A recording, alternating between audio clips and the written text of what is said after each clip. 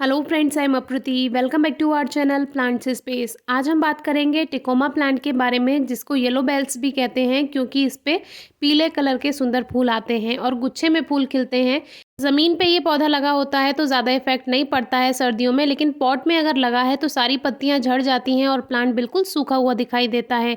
तो अभी हम प्लांट को ठीक करेंगे क्योंकि फरवरी चल रही है, खाद मिलाना है, प्रूनिंग करनी है प्लांट की। तो मिट्टी की गुड़ाई करके हम इसमें खाद मिलाएंगे।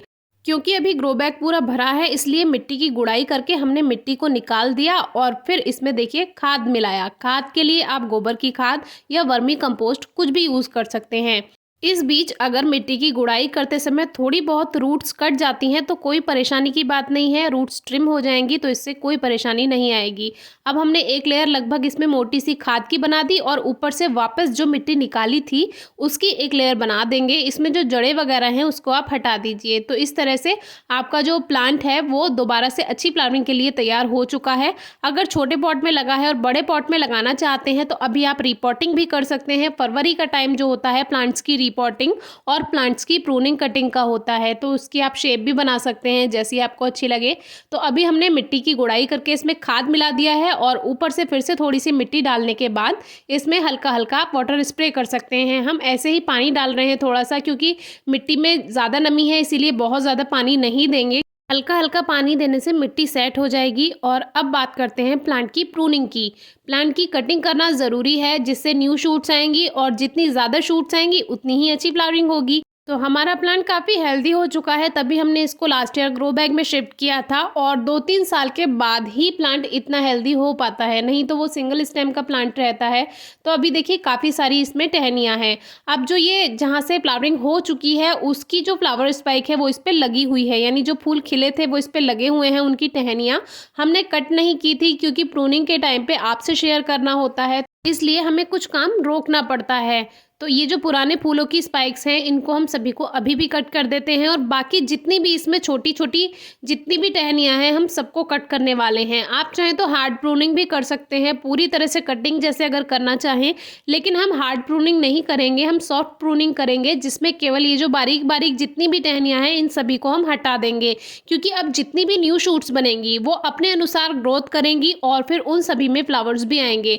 अब देखिए स्टेम में यहाँ पे 3-4 ब्रांचेस बनी हुई हैं इसकी, यानी मेन स्टेम नहीं है इसका, तो इसको हम 3 ब्रांचेस को तो रहने देंगे जो हेल्दी हैं और बाकी साइड में जितनी भी ये छोटी छोटी ब्रांचेस बनी हैं इनको सभी को कट कर देंगे और इन कटिंग्स को आप ग्रो भी कर सकते हैं।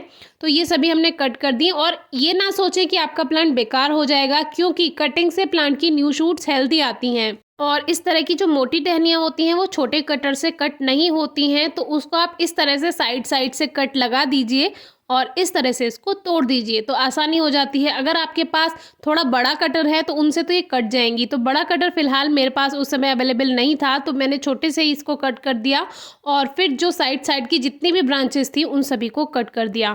प्लांट की कटिंग प्रूनिंग रिपोर्टिंग करने का जो बेस्ट टाइम है वो होता है स्प्रिंग सीजन, यानी मोस्टली फरवरी में आप प्लांट्स की कटिंग प्रूनिंग रिपोर्टिंग कीजिए। दूसरा समय होता है रेनी सीजन, लेकिन रेनी सीजन में यानी जुलाई अगस्त के समय उन प्लांट्स की कटिंग प्रूनिंग रिपोर्टिंग आप कर सकते हैं जिनका फ्लावरिंग टाइम नहीं है। जिनका फ्लावरिंग टाइम रेनी सीजन में ही होता है, बरसात के मौसम में, उनको बिल्कुल भी आप कटिंग भी ना करें, उनकी रिपोर्टिंग भी ना करें।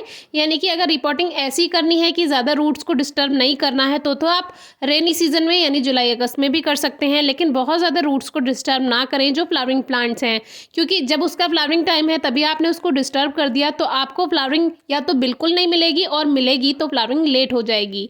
इसीलिए फरवरी का जो टाइम होता है वो बेस्ट होता है हर प्लांट की प्रूनिंग करने के लिए, कटिंग करने के लिए, रिपोर्टिंग करने के लिए, जो प्लांट अभी तक सर्दियों में सो रहे थे और अब स्प्रिंग सीजन से ग्रोथ स्टार्ट कर देंगे। बहुत से फ्रूटिंग प्लांट, बहुत से फ्लावरिंग प्लांट अभी आप ठीक कर सकते हैं। फिर भी कुछ समझ नहीं आता है तो आप कमेंट बॉक्स में, इंस्टाग्राम पर या फेसबुक पर हमसे पूछ सकते हैं, जल्दी से जल्दी हम रिप्लाई करने का आपको कोशिश करेंगे। तो अभी जितनी भी इसमें ये बारीक बारीक टहनियाँ थी वो सभी हमने कट कर दी और ये एक्सपीरियंस है, हर साल की बात है, इसीलिए आपसे शेयर करते हैं। इसमें न्यू शूट्स जल्दी आएंगी और जल्दी ही इसमें अच्छी फ्लावरिंग होगी। बल्कि इसमें कुछ कुछ जगह तो न्यू शूट्स आने भी लगी हैं क्योंकि बाहर का मौसम शुरू हो गया है और खाद पौधों में मिलाने से यही फ़ायदा होता है कि अब पौधे और भी अच्छी ग्रोथ कर पाएंगे, क्योंकि उन्हें न्यूट्रिशन मिल पाएगा, खाद मिल पाएगा, पोषण मिल पाएगा। फिर भी कोई क्वेरी है तो ज़रूर पूछिएगा, अच्छी धूप में रखिएगा। Thank you.